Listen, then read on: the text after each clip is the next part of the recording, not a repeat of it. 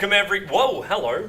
That sounds rather weird, because I think I'm actually talking through you right now. I didn't even turn myself on, Maelk. Oh, okay. Yeah, that was amazing. But now, there we go, now I have my audio back again.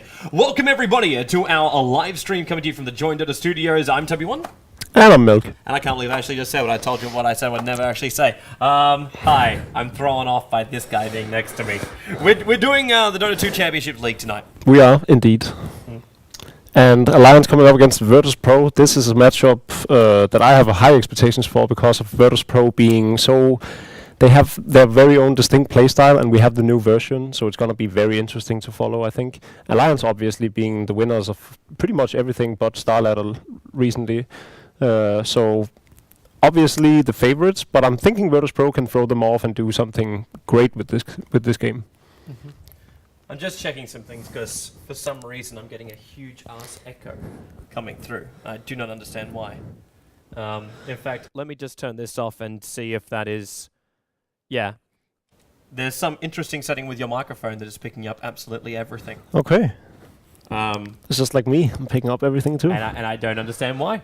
So I apologize to people as we'll jump ourselves over into the draft, so we'll bring this up on your screen. Yeah, I don't know what it's actually doing.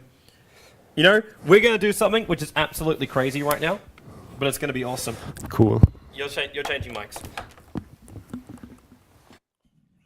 So I'll change over to this little thing, because I know this thing's going to work a hell of a lot better. So I heard the microphones come through before and thought everything was fine, and obviously we were wrong. We were completely wrong. So Maelk has to unravel himself before he can put himself back together again. But I'll change over to my my other mic. I have my Valve mic here, so we'll be using this. But meanwhile, back at the broadcast, Alliance versus VP, and I'll give it some real audio levels. And well, now Maelk, I know you've been pondering over the Hearthstone world a hell of a lot, and you get used to this one. But there was one here which you mentioned to me before we started off tonight's broadcast, and that was going to be the Pugner. The fact that everyone's playing him, and looks like you're right, man. Yeah, you're right. It's an awesome hero still, and I'm just very glad to see that hero being picked up more often. First of all, I'm a sucker for push strats. If there's one thing I love, it's push strats. So Pugner being picked up as much as it does is just awesome. Not hearing you as much as I thought I was going to. Toby, man, you need a sound guy. I think it's just because my thing... Yeah, I had him. He just disappeared before. 10 seconds remaining. Well... Okay, let's try that. 5 seconds remaining. My otherwise unreasonably high level of professionality is very outraged by the fact that you haven't had this solved for me coming in. I'm sorry, man. I'm sorry. I think I just also worked out what it was because I'd lowered something else before when you were so bloody loud. Yeah. You should be okay now. I think we're okay. I think we can move on with the rest of our lives. Alright, let's pick up on the picks and bans real fast then. We see the Lid's ban, that being the most obvious ban in this version. The fact that he can sacrifice a creep and get experience from it just seems like one of the biggest buffs to a hero throughout the entire patch. Yeah. The other bans, I'm a bit puzzled by, but then again, it comes down to each and every hero in the version. There's so many good heroes right now, and everything is just sort of left undiscovered, so... Pugner obviously being one of the ones that stands out the most, and especially because we've seen a lot of the Necromicon usage recently after the introduction of the patch. Can no longer be Helm of Dominated, can no longer be Midas.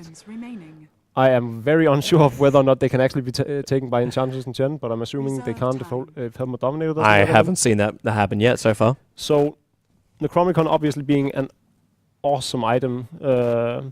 I'm predicting both lineups is going to go with them straight off the bat. Like, we see a Nature's Prophet, it wouldn't surprise me if they go Necromicon on him, because he can be anywhere, and with the pushability that Necromicons add to taking down towers. But at the same time with the Nature's Prophet, like, do you still want to go for that Shadowblade? Because Shadowblade also got nerfed up a little bit more too.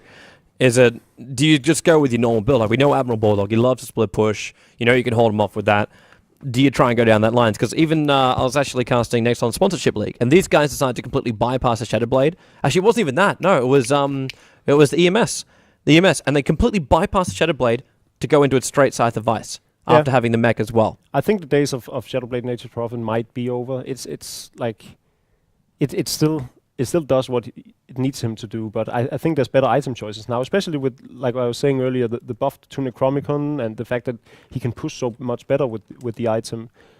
Also, Alliance picked up Magnus, so they can fight 5 and 5, and he doesn't actually have to rely to split pushing, adding on to the effect of Necromicons. And it might sound like I'm the biggest fanboy of Necromicons, and that's because I am. Like, it does kind of sound like that. On my list, there's like Bloodseeker, Necromicons, Hand of Midas, and then everything else is... I don't even care about that. There was actually one thing too which was brought up by Hani when I was casting with him, and it was the increase of units which are able to move freely and scout out, especially around Roshan. Yeah. Because with the changes that happened to Roshan, like we already saw it last night where we had this battle going up between Nature's Prophet's trees and Venomancer's wards. Because you just throw the Venomancer wards in there. Of course, they've also been changed up too, so they carry the effect of Poison Sting at 50% of its effect. So now you've also got a buffed up Venomancer on top of this one. So these roaming units, these abilities to check out Roshan with the random spawn time in between, like we actually get the timer here in spectators mode. Yeah, we get to see it, so we'll know when it's going to respawn. But for players, it's a 3-minute window where Roshan can spawn, which means you've always got to be scouting for 3 minutes around the Rosh pit. But unit spawning has always been like a high priority to a lot of teams. Visits obviously being used a ton over the past year now. Nature's Prophet always being used. We see heroes like Chen being used often. A hero that's fallen out of favor, but I'm betting my hat on is gonna come back, will be Beastmaster. I think It's actually funny you mentioned that, because Clairvoyance mentioned that last night, saying it was like looking towards the auras, looking towards like Necro units on Beastmaster, and just looking to see him come back. But not a single team, I believe, has picked him up so far since the changelog. And I don't know if teams have, I don't know, haven't read the changelog entirely, or they're saving strategies, or they're just testing out different stuff because they know Beastmaster is a given to work. But it just stands out to me as one of the best heroes right now. Like his skill set combined with his item choices just makes for a really good hero now. And the fact that, as you were saying, Roshan spawns randomly, so the bird is better than ever. I also just want to have a quick double check, because we both have our changelogs on our sides, and I think every single caster will have their changelogs on their sides. I wanted to check and see what changed with Magnus, so it was only just his turn rate from 0.5 to 0.8 being the change. I'm not entirely sure what the first pick was about. I mean, Alliance, 8 months back, you could always rely on them first picking Magnus for S4. But then the hero sort of fell out of favor over the summer, and apparently Alliance thinks it's back. And they have been the team to beat the new black, so I wouldn't put it past them to know what they're doing. Seems like a bit of an iffy lineup, though. Oh, well, you at least get your choice right now of seeing Enchantress if there's going to be Necro units up on the Nature's Prophet. So you'll have that chance. There was also some bickering that was happening early today on Twitter, going back and forth between Loader and actually Eternal Envy. I believe it was actually Hani that kicked off the whole thing again. But there was complaining about Visage, and Loader was getting really annoyed at this hero because you get 3 stuns during a fight, you get a whole lot of burst damage, and at level 7 you have, I believe it is a 500 nuke every 4 seconds. Yeah. Yeah, it is a ridiculous hero, and like with all the changes there are in this version, I'm a bit puzzled by the fact that there's also heroes that hasn't been touched at all, or heroes that even received a buff. Heroes that were already good. But Visage is one of those heroes where I'm feeling we could probably have used a nerf on that. Yeah. Well, Doombringer is going to be banned out. Another hero which has been featuring insanely highly, as well, laning as well as jungling from the very, very start. So he's 6-0 in the new version. He hasn't lost a competitive game yet. And there's my hero I was talking about before. So the Venomancer pickup. We get our 2 supports, which means Lifestealer, Loader, Nature's Prophet, Admiral Bulldog, S4 Magnus. This feels so generic Alliance, but it's still making the most out of every hero, which is also still strong in the game. Yeah, it looks like sort of the Alliance lineup we saw in spring last year, where they would just completely lane dominate and leave Admiral Bulldog to his own devices on the bottom lane and just have S4 dominate mid lane with the Magnus. To me, the synergy of the lineup doesn't really stand out. Obviously, they have probably the strongest tri-lane I have ever seen, if this is in fact a tri-lane. We've seen a lot of teams move away from tri-lanes, but it looks to me as if Alliance wants to hold on to that. Well, remember with the new creep path thing, you've got to change up your lanes as well. Because you've got this top lane now where you can run it safe. That's why Timbersaw is such a great pickup here for VirtusPro, because they can leave him almost solo on that top lane, and he'll have no problems, because the creep wave almost comes in range of the tier 1 tower. And now we also get a Lycan pickup. Well, Lycan received buffs as well, and this is obviously a push strat. They have the Pugna, and we've seen this played especially in Chinese Dota, where we've seen Pugna and Lycan being picked up, and where they just push, and get necrobooks and just dominate. We saw DK lose for the first time in a long time today.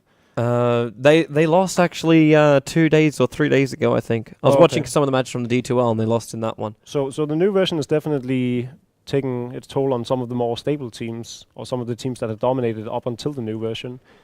What I'm thinking Alliance is going to do is actually straight up aggressive tri-lane this, yeah. We see Loda running down on the bottom lane. And that's, like you were mentioning, the changing creep pattern allows them to aggressive tri-lane, and they have picked the most aggressive tri-lane. I think you could argue that replacing the Nakes or the Lifestealer with a Juggernaut would have been even better. But in general, I think that's maybe the second strongest aggressive tri-lane we can see. Yeah. And with the Lifestealer, you could toss it up with the Healing Ward or just that whole Magic Immune. You get Magic Immune from both of them anyway. But it's just if you want to add with the extra slow. I suppose you don't really require it though when you've got EGM with Venomous Gale, and then you've got RK who's walking around with Grave Chill level 1. Yep. There's just full control of any hero that comes in close. As far as our lanes do go, we have our aggressive tri-lane. Mid lane will be S4, solo mid Magnus, Nature's Prophet top lane. While VP, they're moving quite aggressively through Alliance's jungle. They're almost looking like they're using NS for bait as they try and ward up to either block or just scout out what's going to be happening with that pull spot. But they're going for their own aggressive tri-lane here. Arsart with only a set of tangos and a ring of protection. And EGM, the ward just spotted him out. They just want to kill here. Yeah, because that would quite possibly be the weirdest tri-lane I've ever seen. A triple melee tri-lane with a lycanthrope. Well, I don't think so. It's like support Timbersaw, support Lycan. Is that even a thing? EGM just scouted him out. He saw him for a quick moment and then just backs himself up a little bit more. And Arcade's already rotating up towards the top lane, and so is Loda. So Admiral Bulldog will take the off lane, Nature's Prophet, and he's already starting up the creep block. And I'm wondering how successful he's going to be on this one, because the longer you're able to block this... Okay, and then movement speed. And then movement speed. Try to hold him back. There's that whole new change. He's going to be all right, though, but... What's even better for him is the fact that only Enchantress is down there right now. We have both the Nyx and the Lycanthrope still running. Kind of want to watch this middle lane first, though, and that's going to be God. Already being skewered back into the Pugna Blast. He can do it, but there's minimal damage there. And RK comes in with a Grave Chill, and Loda uses that Invis Rune from the 0-minute mark to already do the open wounds first level aggression. And he's actually coming bottom lane. So it looks like they just give the early levels to Prof, and then he may go up top lane, while they give EGM solo space as this Venomancer. It's actually interesting, because I was sitting here thinking, being a Venomancer player myself, notorious 0-20, I'm thinking with the new skill set on Venomancer, you really, really want to have levels on him, because of his new passive and going onto the wards, it just gets so much better now. Yep. So it's not even a bad move by Alliance. I mean, it's the first time I've ever seen roaming visits Lifestealer combo, but we do see Loda actually just sit on the lane now, and Bulldog is gonna go to the jungle. Yeah, he's actually already up on this top lane. Yeah, he's just waiting for his second level, so then he can use the teleportation. But it does give the extra space to Venomancer. Not too much more, though. But he can just rotate in towards middle lane and tip the balance of this middle lane. Also, bear in mind, too, that both these heroes want to have their bottles coming out to them shortly, but the change up to the courier. No flying courier until 3 minutes in. And that just really restricts them up a lot. It also opens up possibilities when you've got heroes like VS or Venomancer roaming around. You got to be really careful with that courier when it flies out with your bottle. I've already seen multiple courier snipes out because you've only got the walking couriers now. Yeah. While God, he's got, wow, that almost made... No, it's not enough damage. But like most people have brought up during the past week or so, this is an entirely new game. Yeah, basically. It is. And it goes to show that ICE really wanted to promote aggression and pushing and faster games, and added a few risks as well, like you were saying with the courier the first 3 minutes. I think it's a very viable strategy to... NS doing some work on EGM right here. It's kind of funny because the guy who's watching over at RK is a man who is like the master of most things in jungle. The man who at 12 o'clock in the morning over at Starlight was able to get 3 consecutive Centaur stomps with perfect timing. Also, we also got some Lycan Wolves hanging around, because I actually haven't even been looking at Light of Heaven, because he's been standing on this bottom lane now. So they've been giving him the prime, like, as much of the farm on this bottom lane as possible. But they have a Lycan going up against a Lifestealer, middle lane S4 with a DD rune, Can't reach God, so he's forced to back up. And the CS is rather even here, but S4 is just so slow to get towards the Pugner. 320 up against 315. If he does catch him, though, because of Pugner's so incredibly low HP early on, that would be a sure kill for S4 with the slow. A little bit of trouble right now for Admiral Bulldog. There's Timbersaw. He's just able to dive under these towers so easily, but Admiral Bulldog's holding in there. He's managed to pick himself up 13 CS on this top lane up against the 15-4 of Solo. So there's some good farm coming up. At the same time, there's also a smoke maneuver. This Dire Observer Wall is meant to be protecting Admiral Bulldog, and now it may just mean he's dead, because he wasn't ready for this. So Timber Chain in, Centaur, he's going to wait out this stun because it's still, well, they've got 2 stuns here, and Admiral Bulldog's got enough for a TP out. He can't do both right now. Visage is going to be picking off Light of Heaven in the meantime, but Admiral Bulldog will stick with him, locked on this top lane. Pretty perceptive play by AA. Smile coming out there. He didn't actually have to stun. He could settle for simply mana burning him, knowing that Admiral Bulldog really didn't have mana for TP if he just did that. So he was being very, very patient. Patience by Smile. Looks like, too, we had that gank up on the Lycan, farming up the easy camp, but RK as well as EGM rotating around for that. We've already got the 1-1-1 build now for Venomancer. And there's really no running from that. With all the slows stacking on top of each other now, you cannot get away before he has his Lycan shape. Yeah, actually, he meant to abandon the bottom lane because he knew he couldn't stay up there with Loader. Yeah. So just tried easy camp farming, and then Alliance just rotated over. Like, it's quick movement, and EGM's going to find a couple of heroes in his own jungle, but he's got no mana for anything. So even if he wants to throw a gale, whoop, Centaur's suddenly going to miss, and now the Treant from Admiral Bulldog, maybe attempting some awesome body block to keep that Centaur out. At least it does keep him away. And EGM, he just walks around the tree line. Arsat, he does have himself an extra stun. Timbersaw's in the neighborhood, but the Pugner Blast already being used. Support is rotating up. S4, Mr. RP available. Walks straight past God. He wants to come up for the 2 support. So Shockwave first. Now he can skewer it through NS, dragging himself away from the Centaur as well. Loader able to get the last hit in there. So becomes a 1-for-1 trade inside the jungle, but a lot of time being used up by VP. Yeah, it's a regrettable situation for VirtusPro because they invested 4 heroes into that little fight. They still lost one of the heroes, so essentially not a very good trade, all because NS didn't hit the stun on a Centaur that was otherwise placed on top of him. I don't know how he even managed to do that. So that costed them dearly, I'd say. They're in more trouble too. Open wind's going to slow down God. This allow S4. He's got Skewer up in 1 second time. Doesn't want to skewer him out though. Shockwave will be enough.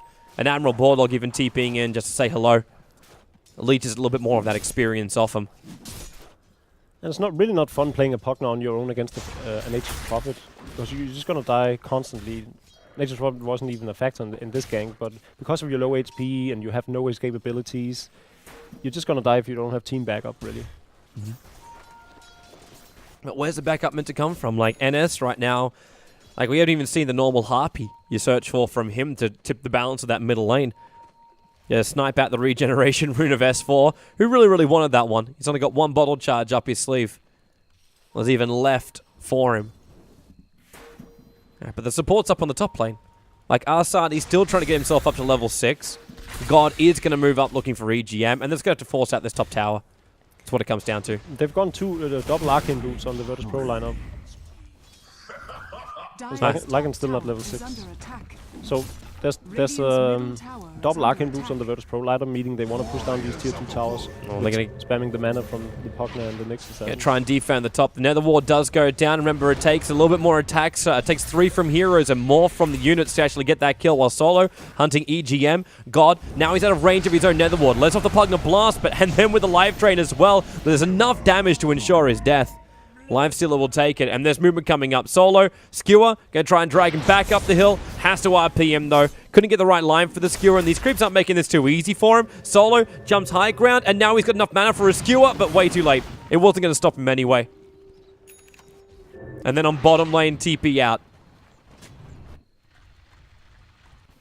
But VirtusPro is struggling a lot right now, and what they want is farm on the Lycanthrope, and they're not getting it, simply because Arca has just stayed on top of him and been killing him off twice now. He's still he just hit level 5, he has 0 farm to his name.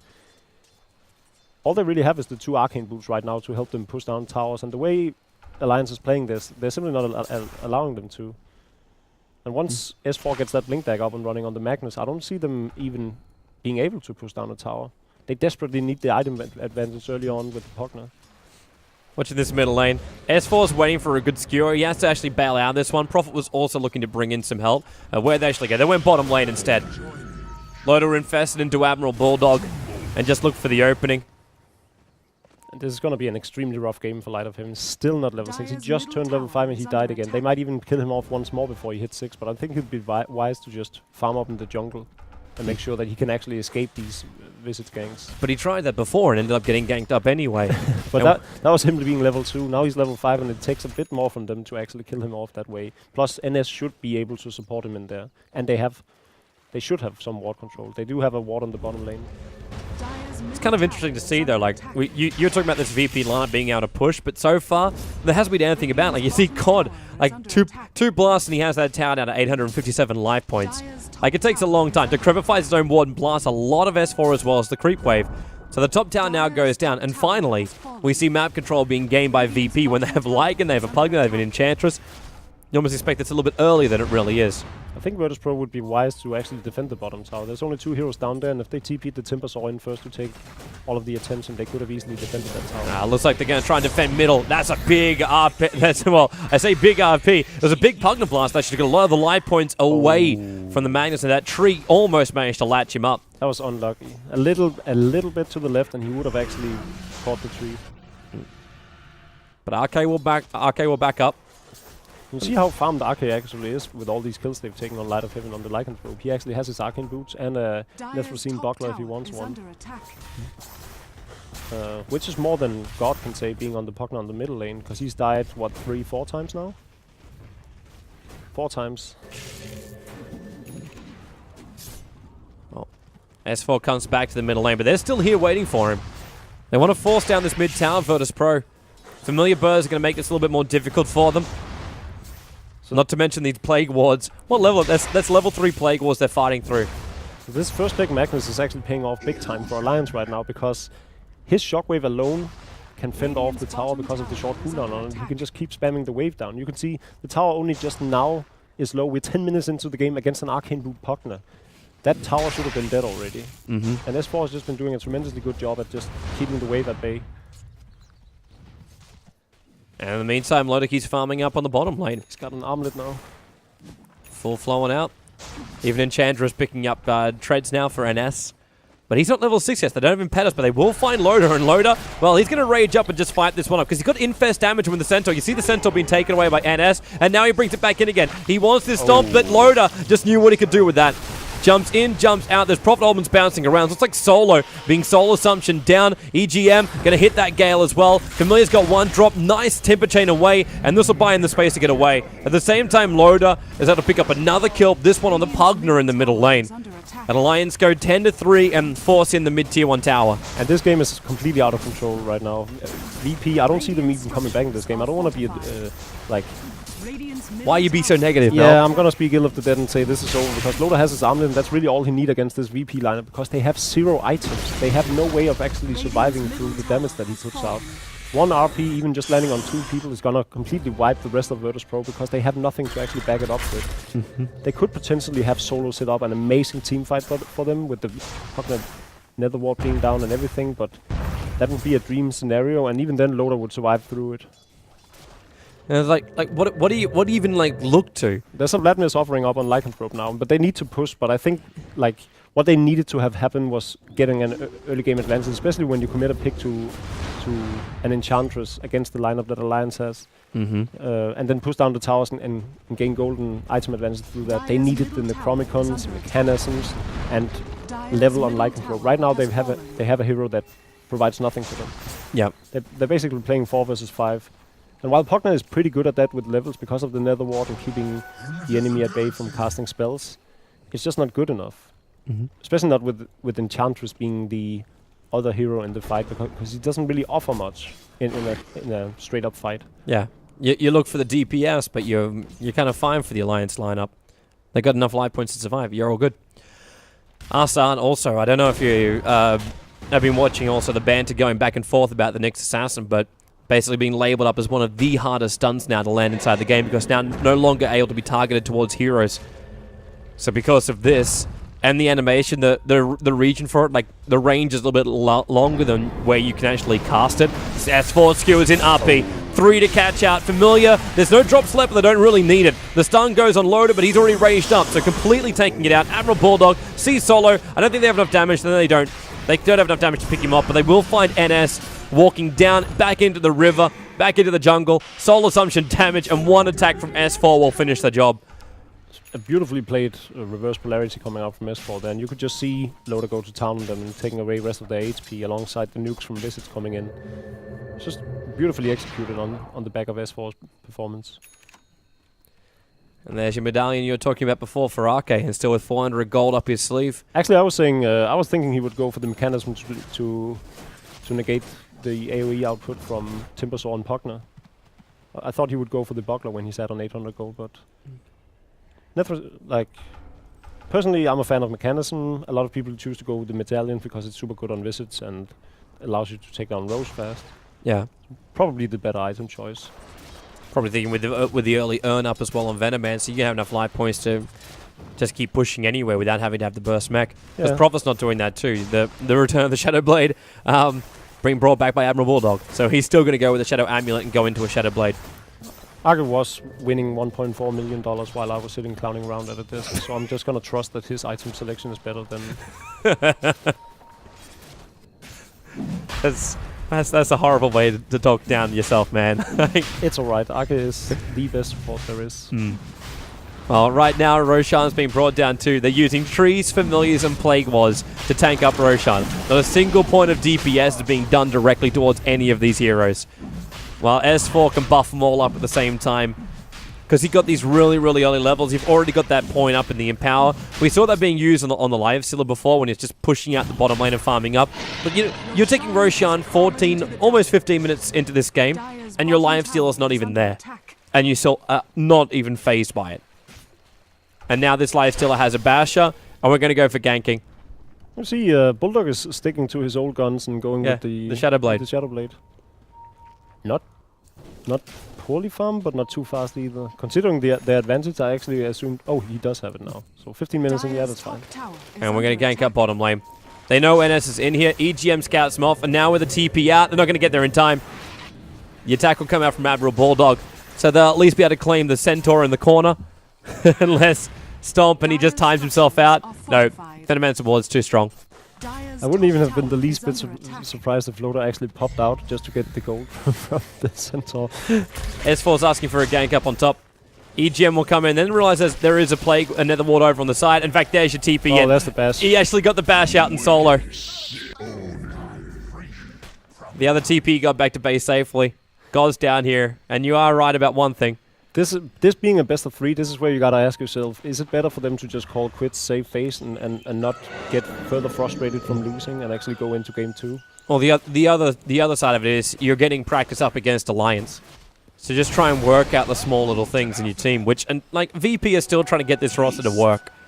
It's taken them some time. They weren't the all charged up roster they meant to be when they had both Resolution as well as Gold Black part of it. Now they're using Solo as a stand-in as well. Maybe he has been standing in for them permanently, really.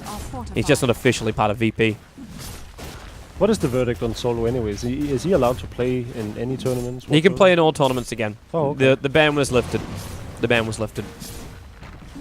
There was discussions that were had and things that were said. At the end of the day, they said, okay, not a problem. You can be part of this all. Yeah. At the end of the day, this is a game and it's meant to have fun, right? Yeah. Yeah. People make mistakes. Just gotta accept that. S4 kind of wants to blink himself in. That Chakram is not helping him out. Solo in the tree line. Even impetus damage over towards Loda. The time when falling back doesn't help you. Are they really gonna back off? I don't think they want to take this fight. There's no point risking it. There's really not, but on the other hand, Loda is so incredibly big right now, and they were sitting with the RP cooldown. I'd be a bit horny to blow my load in the fight. Phrasing. Sorry. Don't know how you do things over at EG. Well, that might be why throws happen. Yeah, you've got to subtly insert, man.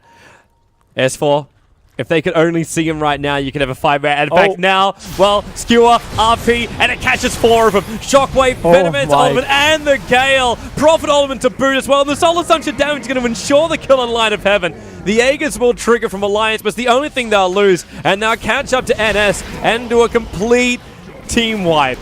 GG is the call from NS, and they do say practice is not worth that. That was just a horrible, horrible moment.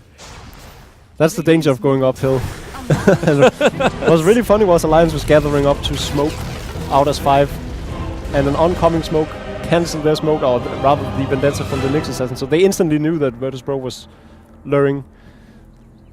It's that moment where you basically know that the gods are completely against you. Where you're smoking up, you move in, and the timing's just wrong. The timing is just so wrong. And then you have a hero like a Magnus, a hero which we haven't seen in such a long time as well. And you kind of forget about just how powerful that RP can be. It's dangerous going for a Hail Mary play uphill, running bunched up as 5 into a Magnus. And then everything following up, and all of Alliance was there. Yeah. Bad. I want to give props to S4. It's the 13 assists for 1 kill and 1 death. That's those RPs and shockwaves just continuously hitting. Either way, peoples, we'll have ourselves a break and come back here in just a couple of moments' time. Game number 2 of VirtusPro going up against Alliance from the Dota 2 Championship League will be coming up in just a moment.